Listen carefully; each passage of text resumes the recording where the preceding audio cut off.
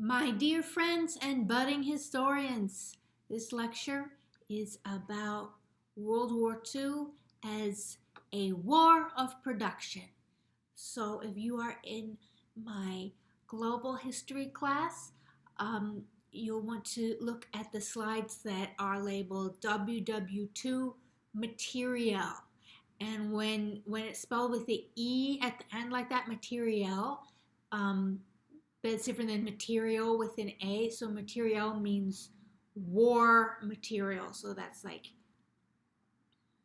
equipment, ordnance, things like that. That's what material means.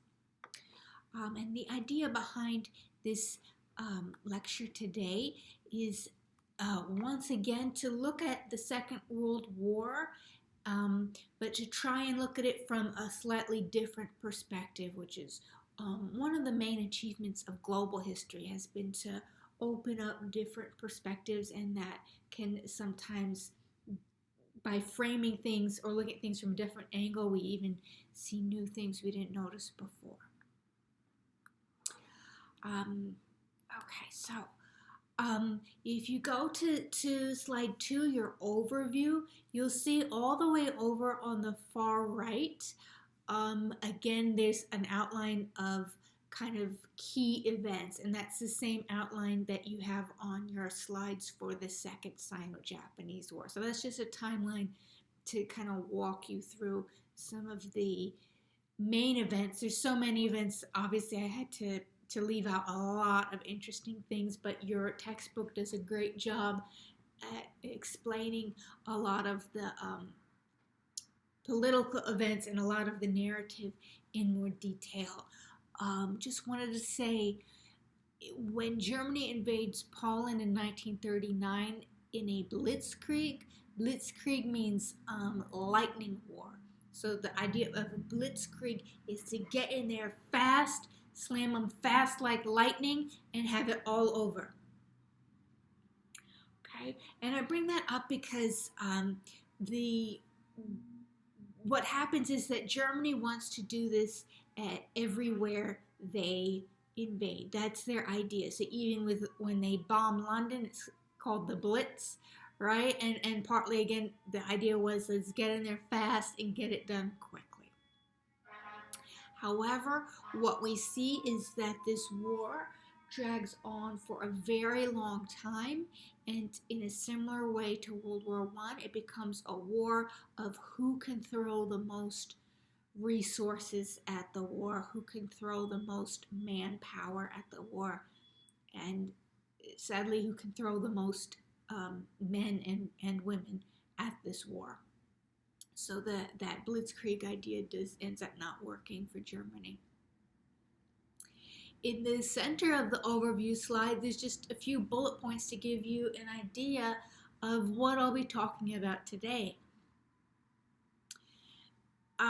Just to say as background, the cause of World War II, and in some ways also the defining characteristic of World War II, is the violent aggression of the Nazis and of Imperial Japan and Fascist Italy. That's the reason why it happened, and that shapes the way everything happens. So for this reason, it's more common that in an introductory class like ours, where I only have a couple days at most to talk about this war, it's usually spoken about as either a political conflict, so people kind of outline the politics of it, or also as an ideological conflict, and I think that's correct. I think that's a really accurate way to do that. However, I also have the sense that most of you have a pretty good grip on those aspects already. And you also have your textbook to really explain that in a lot of depth. So I wanted to just approach it from a different angle, not to say that this is the most important angle, but just to look at it in a different way as an economic war, and also as an environmental history. So I'll just kind of broadly go through a couple of economic and environmental aspects to the Second World War. As you can see on the overview slide, it cost about $1 trillion to have this war. So again, if we're leaving out the economic impact, maybe we're missing a key part of the story, if not the most important part, at least a key part. In terms of the losses, we're talking about catastrophic losses. I gave you figures for homes destroyed, but that's leaving out entire farms, cities, factories,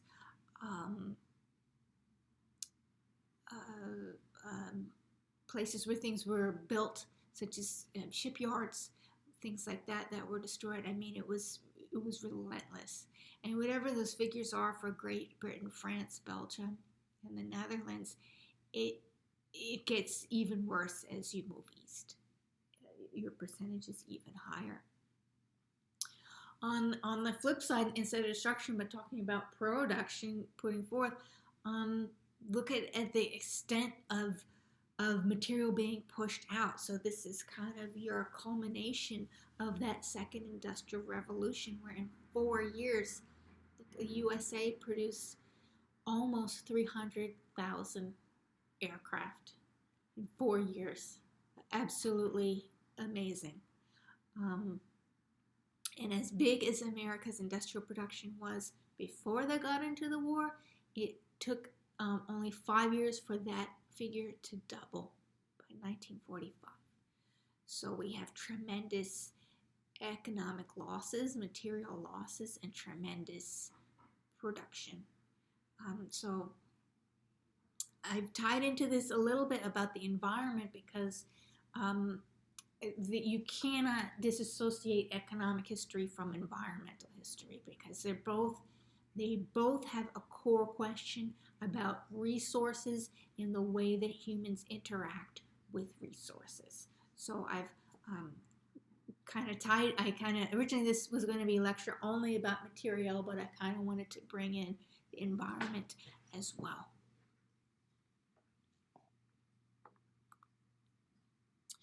On slide 3, I just give a couple ideas about how those ideological and those political motivations of the Axis powers cannot be divorced from a quest for territory and for resources.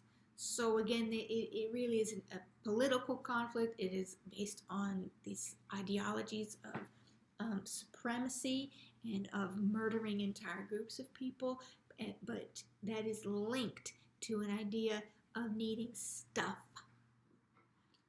You saw, if you watched the lecture about the Second Sino-Japanese War, that a lot of that imperial program was access to things like the rubber of Malaysia, the tin of Burma, the food of all of these places. In a similar vein, the Nazi ideology had a concept called Lebensraum, or living space, and their idea was that Germany was not big enough for the German people living there, and that they should expand into Eastern Europe and take that over and take over that area and have the population of Germans grow, and the people who already lived in Eastern Europe would be either murdered or kind of forcibly moved or enslaved. And you'll see continually specific events. I just gave you one on your slide where decisions are made kind of based on access to resources. So the disastrous Kursk campaign that Nazi Germany launches, the point of that campaign is they desperately needed oil. And you'll see this again when Germany comes in to help out Italy. You know, they're allies, so that makes sense to help each other. But that's not the end of the story. There's also, they want oil again. So there's oil in Romania, And that's why the Germans are stepping in instead of giving up on Italy, which was kind of a lost cause as far as Italy's performance in World War II. So that's just, there's many more examples I could give you, but you can see that land and material resources and access to resources, all of these kind of economic and environmental questions are foundational or inextricably bound in with some of these ideologies of conquest and supremacy. I wanted to give you two of the most profound examples of how environment shaped the Second World War. And there's others. I think the island hopping campaign would have been another brilliant example of how terrain affects war. But I wanted to go over these two with you in Europe. The first is, of course, General Frost.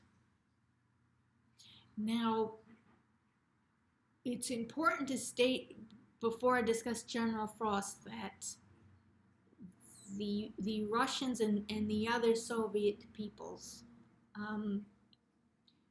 were very intelligent, brilliant, and tenacious fighters. So the human element of why Russia was able to defeat Germany cannot be understated.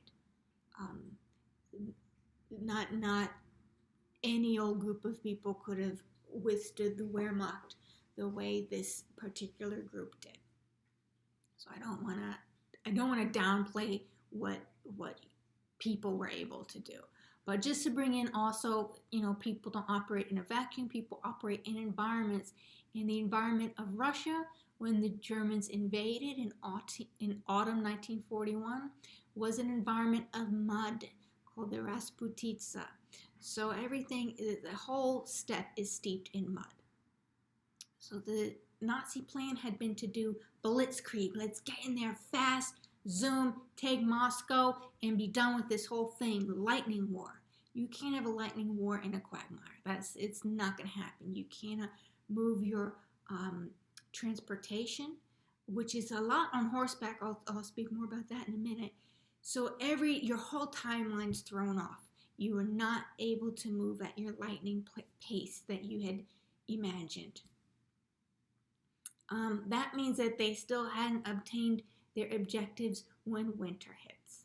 I don't know how many of you have been to Russia in winter. I have, and it is no joke. It's something that you have to experience it. It's amazing. The average temperature is around 20 degrees Fahrenheit. However, this winter that started in 1941 was even harsher than usual. There were some extreme days where the temperature was as low as below 30 degrees Fahrenheit. This is really bad news for the Nazis because they had not prepared themselves for a long war in Antarctic zone. They had prepared themselves for a blitzkrieg. They thought they'd be on their way home by now. They don't have enough food. They don't have the right kind of uniforms. They do not have the right kind of shelter. And perhaps most importantly, they don't have access to those things because their supply lines are way too long. So this weakens their whole program of what they plan to do. So I think it's fair to say General Frost was a major player in the defeat of Nazi Germany. Not the only player, but he was important. The Italian front's not as familiar to most of us, but I want to say a little bit about Italy's geography. Italy in World War II is kind of a mess. Their performance is very poor. By 1943, they've already lost. So they don't get involved until 1940, and they are not able to sustain, partly due to a lack of the best equipment, and there seems to have been a real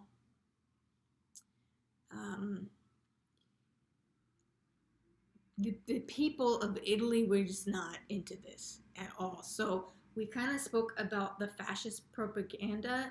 Well, you had some slides on the fascist propaganda, and you had slides that talked about how in Germany they were able to Nazify the country so that they were able to grow up a whole generation of people who, a lot of them were, this was all they knew.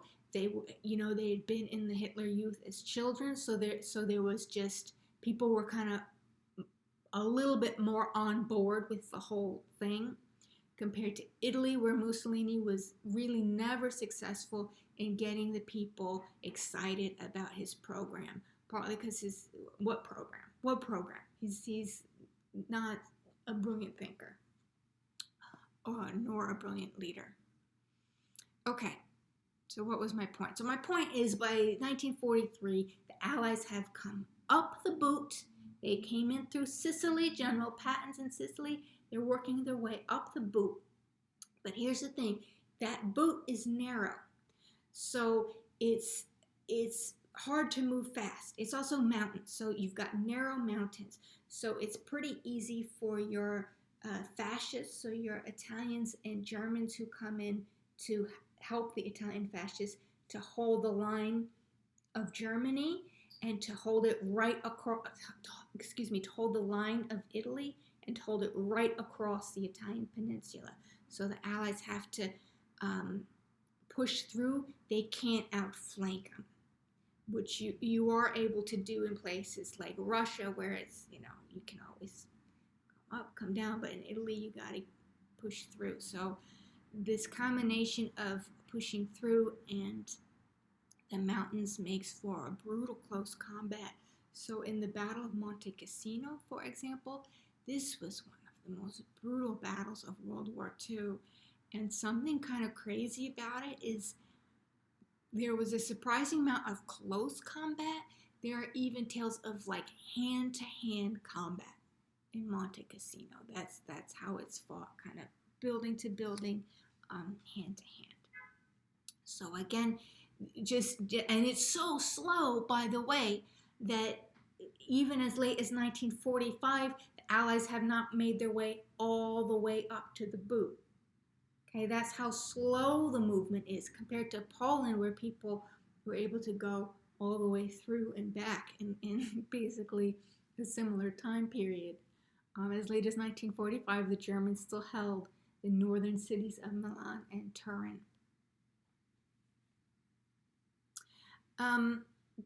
This affects the war in a bigger way than just affecting Italy, because during this whole time period, Stalin is begging the Western Allies to open a second front with Germany directly. He's like, we are getting beaten down here. Like, this is insane. We need you to come in and fight the Germans on and open a second front and really fight them.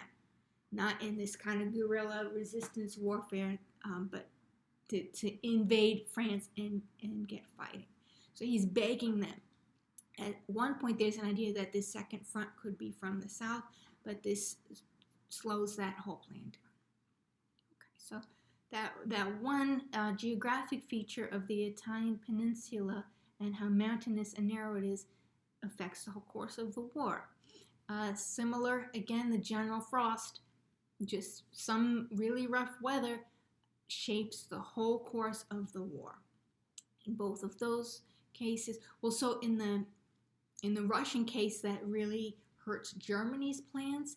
In the Italian case, I would say it probably hurts the Allies more than the Axis powers. Let's go to your next slide about food. If you're in my global history class, you remember that I am obsessed with food and the history of food and farming and farming products. That's another huge story of this Second World War. Again, the quest for food shaped some of the invasions that the Axis power made. Um, it shapes some of their plans. So Germany has this plan that as they go into the USSR, remember how I said their supply lines are too long and the supply lines are not fully motorized? So their idea is, well, we'll just take all the food that's there and then we'll seize that and that'll be fine. Which would have worked better if the Russians and the other Soviet peoples weren't willing to do some actually scorched earth policies as people were moved east. When the Nazis invaded Russia, one of the first places they came across was, remember Tsar Peter's window to Paris, St. Petersburg, his window to the west.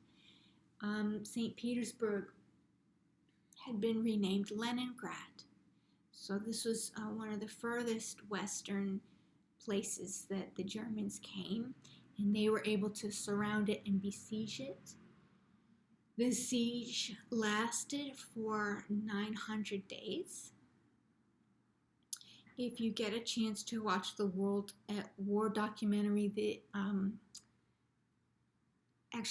Russia's War documentary, the episode I gave you speaks in more detail about the Simon shows footage of that time. If you get a chance, on the title slide, there's a link to a symphony by an artist named Shostakovich, who wrote this piece, his Seventh Symphony, during this siege. In this siege, he was in Leningrad the whole time, and it's quite long. It's about an hour. You can just, I think I only gave you the last movement there, the last triumphant movement, but if you ever get a chance to listen to the whole thing, it's really incredible because it tells the whole story. Here's a time when things are going okay, and you can hear the troops invading, you can hear the sirens going. Then there's a quiet time where you can just hear the loss, the quiet of a winter where everyone's dying. And then finally at the end, this sound in the music of a people who will not be destroyed. So do try to listen to that if you get a chance.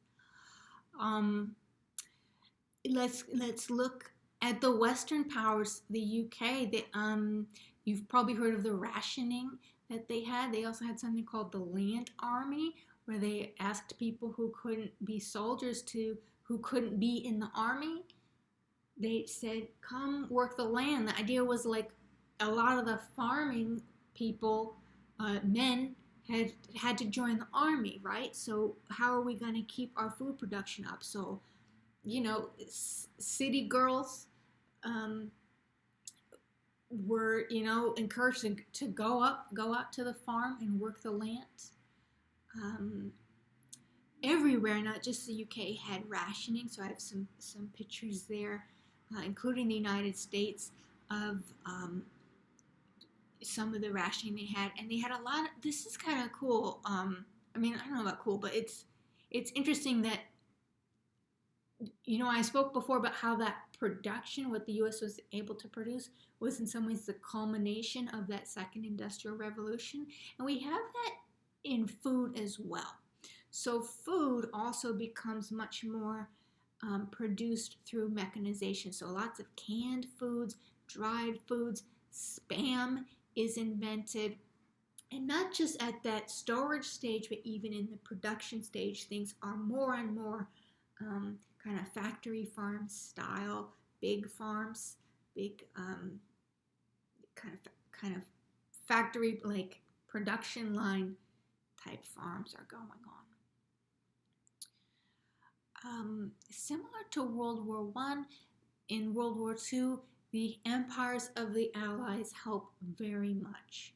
So while what Germany has access to is pretty limited to what's in Germany and what's left in Poland and the USSR. The Allies have, for example, all of Canada to draw from for grain, sugar beets, all of the United States, Australia, and New Zealand, Africa again, and Asia again. Is particularly products again like the palm oil, which is a nice way to kind of bulk up your food. So you give your soldiers chocolate. What makes the chocolate actually kind of have some calories to it and some substance would be things like palm oil. And food is used as a weapon not only against the people of Leningrad, but also against the people of Germany to kind of wear them down. So that's food. Let's talk about materiel with an E, which is military equipment. And Stalin is quoted as saying, "This war is a war of machines." And I think that is such an interesting quote because generally speaking, we think of this as a war of political and social ideologies. We think about the evils of Nazism as being at the core of the war. And in some ways, I think that's accurate. But Stalin is talking about how are we going to actually get through this war? Not how did it start, but how's it going to end? And this war of ideology will end with whoever can throw the most machines at the thing. By the way, back when we were going to have a final before we went online, that was going to be your option 2. That was going to be your quote to discuss. Just in case you're curious how the mind of a professor works. I have a big kind of list of things here that, you don't memorize all this, but just to give you a sense of what's going on in 1939, I wanted to give you a sense that no one, not even Germany, was fully ready to fight in 1939. And Germany is begging for a fight. Everything Hitler does, he is trying to get a war started. He wants there to be a war. They're not ready to fight. They are not fully motorized in 1939. They are still relying partially on horses to transport goods. Okay, so you can see how if you don't get your blitzkrieg achievement done quickly, you are screwed. Because that's in the long term, the other team is going to be able to outproduce you with motorized transport. And by the way, oil and petroleum to feed that motorized transport. Okay, Germany had 3,000 tanks, which is a lot, but they were almost all light. I had some more tank figures for you here somewhere. Oh yeah. Germany, by the way, had about 3.7 million men in the army, so this is huge. In about 103, not about exactly 103 divisions. So they have a nice sized army, and this army is really ready for this war. So they're highly trained. They're highly ready for it. They have a high operations proficiency, so that when new technology comes along, the Germans are able to integrate it quickly. If you watch a lot of History Channel programs about things like, the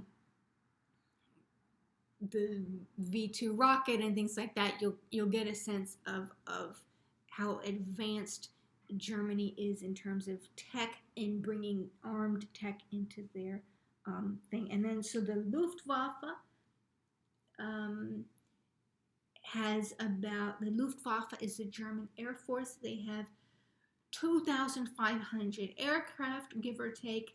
Their Kriegsmarine, or their Navy, has a very small number of ships, and their Navy is more heavily weighted towards submarines. Okay. Italy is just a disaster. So, I think you saw a little bit of this in an earlier set of slides, that Italy is not fully industrialized the way Germany is. Germany is a fully industrialized country like the UK or the United States. Italy is like, has a industrial pocket in the north, but the south, it has endemic poverty. It is rural, and for all of Mussolini's efforts in the 1920s and 30s, they're not able to make a dent in that at all. So they're trying to modernize. Modernization is a big theme of Italian fascism, is modern newness. And in fact, they had an outstanding Air Force in 1935, but the technology evolved so fast that their Air Force was already outdated in 1939. So that's what I mean when I say the Germans had such great operational proficiency that they're able to move with the times. You don't see that level of kind of training and big picture thinking in the Italian armed forces. And as with the Germans, they were not fully motorized, so they're relying on horses and animals for transport. There's a shortage of lots of key equipment like radios. France, same thing, not fully motorized, shortage of radios. They have few anti-aircraft and anti-tank guns. Anything else I'll tell you about France? Decent, great size standing army of 5 million, 3,000 tanks. So you're a strong navy. So in some ways, like, France is the one Germany's got to beat. That's why it's kind of such a big deal that France capitulates early, because to some extent, I think that the other Western countries were expecting France to be a full partner, and France was not able to be a full partner in the war, even though France was an ally. There's a Vichy government that's like the puppet government of Germany, and then there's like this resistance government in exile that is trying to participate, but you see, when Germany invades and France capitulates, Germany gets all those 3,000 tanks. Okay. What else? UK is the best navy, obviously. Really decent Air Force that is good at strategic bombing and fighting defense, but not prepared to support ground operations in 1939. You can see how, speaking of ground ops, 640 tanks compared to Germany's 3,000. USSR, I don't have as much good figures on it. By the way, the UK army is less than 1 million men in 1939. 897,000 men. Okay. It's not that you have to remember all these details, but more just understand that the devil's in the details. So, whatever ideology you have, whether it is a good ideology or a bad one, you need to be able to back it up. Okay. And the Allies, thank God, were able to back it up. And I have a quotation here from FDR that powerful enemies must be outfought and outproduced. So just a couple words on how they're able to ramp up this production. The United States institutes the Lend-Lease program, which was basically an idea that as the war got started, the U.S. would just send the Allies what they needed, and Britain, the Allies, basically at the early stages, that's Britain. And Britain would pay them back later. And don't even worry about paying us for these tanks, this oil, food. we'll lend it to you, or we'll figure it out later. We'll lease it to you. American industry provided the bulk of all the military equipment the Allies produced. So that, again, it gives you an idea, kind of going back to something in a previous lecture, that once the United States gets involved, the war is very unlikely to go in a different way. Once the American side is involved, that side is very likely to be successful. Meanwhile, on the Eastern Front, so like it takes a while. First of all, it takes a while for Russia even to get directly involved in the war. But once they are, the Germans are able to prevent the Western Allies from getting a lot of this stuff actually into the Soviet Union. Sometimes of the year, the West is able to get it up through the north, up through like Archangel to like the Arctic Circle, and then bring the stuff in that way. But that's obviously very difficult to do at certain times of the year in the winter. So meanwhile, Stalin moves heavy production to the east, to the Ural Mountains, into Siberia, and you have a photo there of some Russian women in a factory making some of these machines that the war effort relied so heavily upon. And they were so successful in their production that they had more than twice of what the Germans thought they were going to be met with. The Germans thought in 1941 they were up against 10,000 tanks. The USSR kind of knew the Germans were coming and had been able to produce 23,000. Okay. And just a final word at the end, like Germany uses slave labor to boost their production. So you might have seen this in the film Schindler's List, for example. Some of the Soviet production was probably also from gulags. But Germany's kind of more prominently known as doing this. So that's probably, besides being evil, it's probably not very efficient. It's probably not a very good long-term strategy. So again, my final point is that Germany doesn't have a long-term strategy. Their strategy was get in there fast. Let's blitz them and have a victory, and it'll be fabulous. And they don't have a long-term strategy. And the other countries are able to fight long-term. You saw this in the last lecture with China, just able to hold on and hang on for years, okay? Soviet Union, same thing, just able to stall the invasion and then just hang on until finally the Americans can get involved. And it's still a long slog even after the Americans are involved. But the Americans are able to produce for the long term that Germany's not able to, which is why my summary slide, I felt that piece of wartime propaganda gave a better summary than I could ever do. All right, that was much longer than I intended it to be. If you have hung with me this far, you are awesome. If you've hung with me this far, you probably are kind of like interested in this stuff. So, you can talk to me about it in office hours. I've probably told you most of what I know. I'm not an expert on World War II, but that World of War documentary is fabulous. So if you're interested, you can find most of those episodes online, and sometimes they're even still on TV. So check out the World of War documentary, and thank you for joining me today.